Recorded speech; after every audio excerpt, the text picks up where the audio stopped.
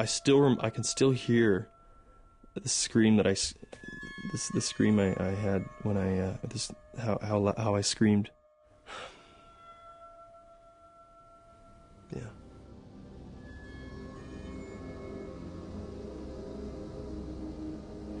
And I knew right then that I broken my back, and it was like the rest of my life flashed before my eyes. You know, there was a couple of times when you're just like, why didn't it just kill me? You know?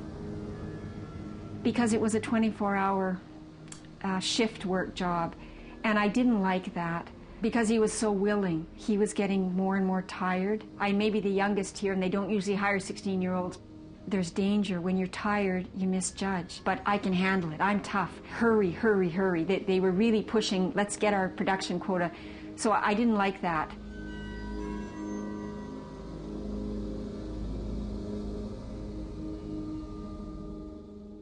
I dropped off my resume that day, and literally that afternoon they called me back and said, hey, you want to start today? And I was like, sweet. So for lack of a better term, I was everybody's bitch. If somebody told me they wanted something done, there's no way I was going to say no. I wanted to impress everybody. I wanted to show them that I could do it just as well as they could. My boss calls me up and asks me to come down to work for a few hours because somebody else had canceled, and I wasn't actually scheduled to work that day. You know, they seemed unsafe, but I felt like that was an inherent part of the risk of any job. I felt like the things that I did that were dangerous were just part of the job. And I looked down the laneway and I realized that I'm in an area of high traffic, so I'm like, okay, well, I should move the forklift. I had seen so many guys do this, and apparently this is, you know, forbidden. You don't ever go near this, is putting the forklift in gear when you're not in it. I didn't see anything wrong with it, and I'd done it a few times myself. So what I do is I stand beside the forklift, and the gear shift lever is on the steering column, and I just tap the gear shift lever back into reverse. And it starts, I start moving backwards, and it starts moving backwards. And the only thing I didn't notice was if I'd looked at the wheels, I would have seen that they were turned. At first I ran around to the other side because I was kind of confused. I was like, okay, how do I get back in this thing when it's moving? So it starts moving backwards, and I panicked. I ran basically all the way around the forklift as it's moving. I'm panicking. A lot of stuff's going through my head. I also didn't notice there was a small puddle of hydraulic fluid about that big on the ground.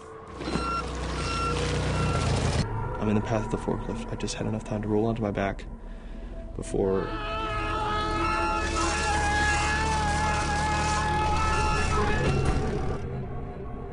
It was in slow motion how everything happened, and literally the rest of my life kind of flashed. So I screamed out of fear, out of anxiety, out of just, I felt like a baby again. I was laying there, I'm crying, I'm like, I'm not gonna walk again, I'm not gonna walk again.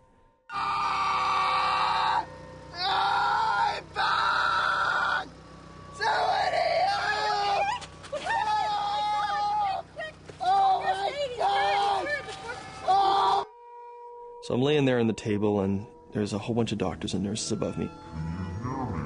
Can you hear me? What are they going to do to me? And what have I done to myself?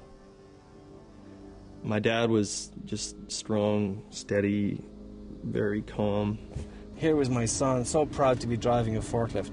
Didn't occur to me to ask myself, does he know what he's doing? How fast does it move, for instance? Is he competent in using this machine? They scoot around pretty quickly. How risky is it that he wasn't indeed paralyzed, from the neck down, or killed?